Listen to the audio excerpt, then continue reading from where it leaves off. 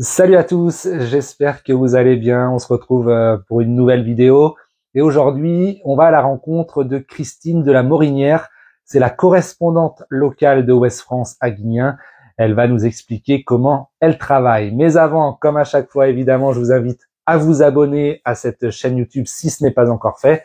Et puis, vous pouvez aussi liker, commenter et partager la vidéo. Bonjour Christine. Bonjour. Alors merci d'être avec nous pour parler de votre parcours un petit peu. Vous êtes la correspondante locale de Ouest France ici à Guignen. Oui, On va y revenir dans un instant, mais avant, c'est quoi pour vous Guignen tout d'abord? c'est une commune qui est située entre Rennes et Redon, qui a l'intérêt d'avoir un lieu facile d'accès, puisqu'il y a la 2x2 voies qui passent à travers, donc pas mal d'ouverture. C'est un lieu qui permet d'avoir une vie tranquille, loin des tracas, des bouchons de la ville, etc. Et en même temps, c'est un lieu où on peut vraiment s'épanouir parce qu'il y a beaucoup d'associations. Et il y a vraiment loisir de trouver matière à s'occuper. Vous êtes originaire de Guignen vous-même? Pas du tout. C'est mon mari qui est originaire. Et comment vous êtes arrivé à Guignen alors? Eh bien, parce qu'il a repris la ferme de ses parents, donc je suis arrivée par le suivant. Voilà, on est arrivé en 1999. Donc ça vous plaît cette vie ici à la campagne? J'en vois les avantages. Après, je suis un peu une citadine finie, donc ça n'a pas été si facile que ça de s'habituer. Mais il est vrai que la proximité de toutes les infrastructures, c'est vraiment un plus, quoi.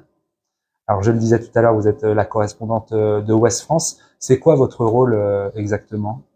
C'est de transmettre au journal Ouest France toutes les informations qui peuvent être intéressantes au niveau de l'ensemble de la commune, c'est-à-dire ce qui va intéresser tout le monde. Comment vous avez débuté en tant que correspondante? C'est l'ancien correspondant Ouest France qui a dû arrêter parce qu'il avait une surcharge de travail. Et comme on se connaissait bien, il m'a dit est-ce que tu veux prendre ma suite? Et moi, j'étais en fin de congé parental, donc je me suis dit c'est une opportunité de reprendre un travail professionnel quelque part. Et puis j'avais une formation littéraire à la base, donc écrire ne me dérangeait pas. Donc voilà, et puis ça a été un formidable atout pour rencontrer énormément de gens sur la commune et puis vraiment faire son trou finalement ici.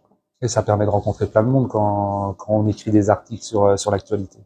Oui, alors on est vraiment en lien avec tous les responsables d'associations, on est en lien avec la mairie et ses structures, et puis on est en lien avec tous les gens qui ont envie de faire des choses intéressantes. Alors il est vrai que le Covid a beaucoup cassé cette dynamique et a replié beaucoup les gens sur eux-mêmes. Donc le quota des demandes a nettement diminué depuis ces années-là. Mais et puis c'est toujours pareil. Il faut avoir l'idée de demander. Tiens, je vais passer dans la presse. Mais sinon, oui, il y avait vraiment beaucoup de demandes avant. Les gens n'ont pas forcément le réflexe de vous appeler pour promouvoir un événement, par exemple, ou parler de quelque chose. Alors, il y a beaucoup moins de choses qui sont faites en ce moment, mais c'est vrai qu'ils ont moins l'idée. Ils le disent après. Ah oui, j'aurais dû t'appeler. C'est trop tard. Et justement, comment on traite l'actualité de Guignen? C'est les associations qui vous contactent, c'est vous qui allez vers elles. Comment ça se passe?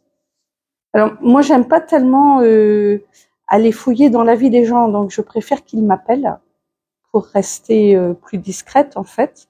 Et puis tout le monde n'a pas forcément envie de dire ce qu'il fait à tout le monde. Donc voilà, j'aime bien respecter les gens dans leurs demandes. Mais si on me demande, je viens. Il n'y a pas d'horaire, il n'y a pas de jour. C'est quand l'événement a lieu. C'est aussi bien sportif, culturel que un événement. Par exemple, on voit souvent des articles sur les noces d'or ou quelque chose comme ça. Ce sont des événements finalement. Oui, voilà. Après, il y a une nomenclature au niveau d'Ouest France. Par exemple, ils ne veulent plus traiter la fête des voisins ou des choses comme ça. Donc, je suis obligée de dire non à certaines personnes qui aimeraient bien, mais voilà. Je peux pas tout passer non plus. Parce qu'il y a des règles forcément. Ouest France vous fixe Oui. des thèmes, des sujets peut-être ou Eh bien, en fait, au début de la fête des voisins, ils ont trouvé ça très bien. Puis après, tous les quartiers faisant la fête des voisins, ils se sont trouvés submergés d'articles sur la fête des voisins. Donc, ils ont dit, on va arrêter. Voilà.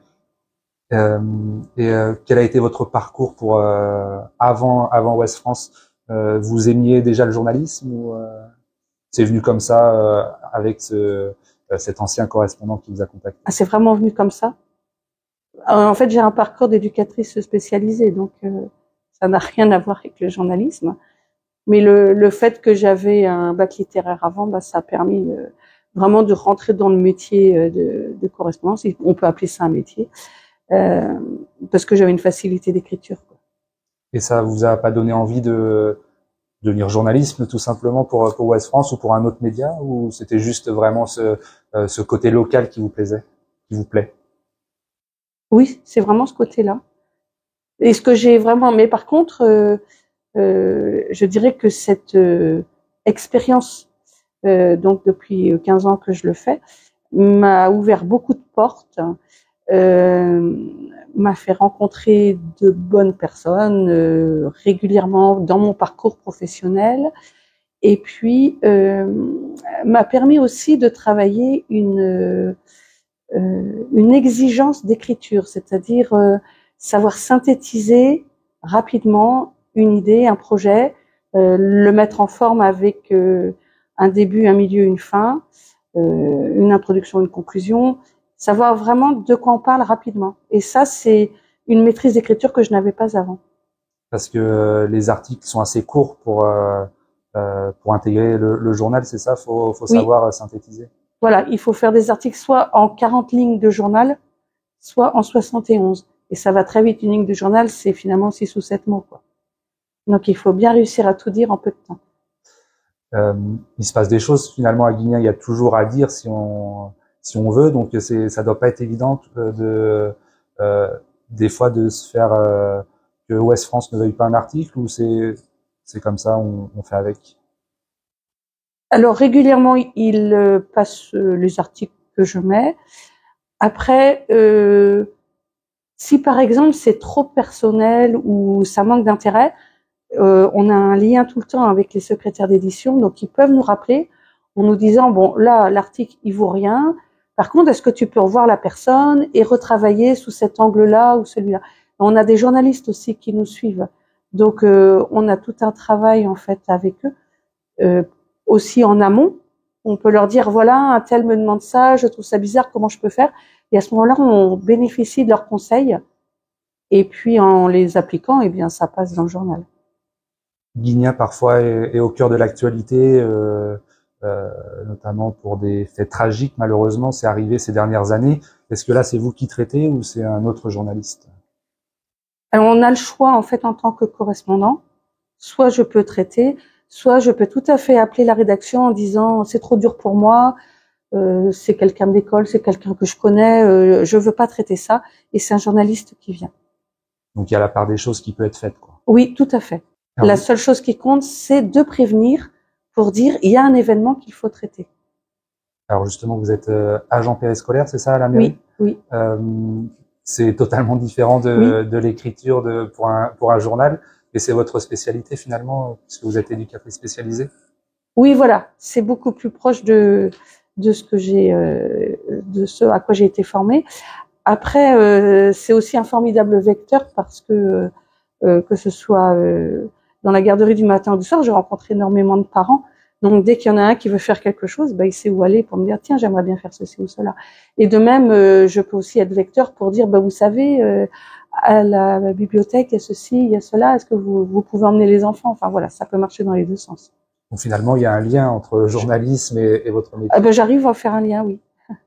Euh, comment c'est venu ce métier pour la jeunesse, pour les enfants? Bon, comme ça, j'ai toujours aimé les enfants. J'ai commencé en faisant du scoutisme. Et puis ensuite, j'ai continué dans une structure pour des enfants qui étaient placés par l'ASE. Et puis là, bah, j'ai passé mes concours et voilà. Il y a l'agriculture aussi qui est présente dans votre vie avec votre mari. Vous l'avez suivi d'ailleurs. J'imagine que euh, vous l'aidez, ou c'est Non, pas du totalement tout. dissocié? C'est complètement dissocié.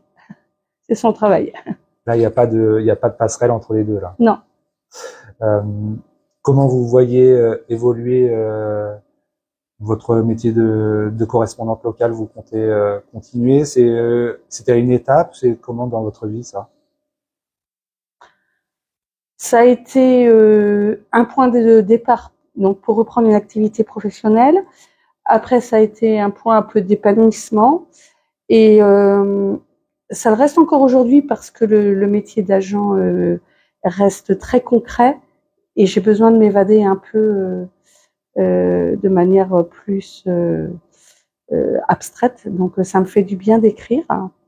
Après, je ne sais pas, il peut aussi y avoir une fatigue à un petit peu reprendre toujours les mêmes activités. Donc, je ne sais pas comment ça va évoluer. Mais bon, voilà. Eh ben, on suivra ça en tout cas. Merci Oui. d'avoir partagé votre métier de correspondante locale parce qu'on en sait un peu plus maintenant sur comment ça se passe. Voilà, donc si on veut me joindre, j'ai une adresse mail, christine.journal@laposte.net. Merci beaucoup. Je vous en prie.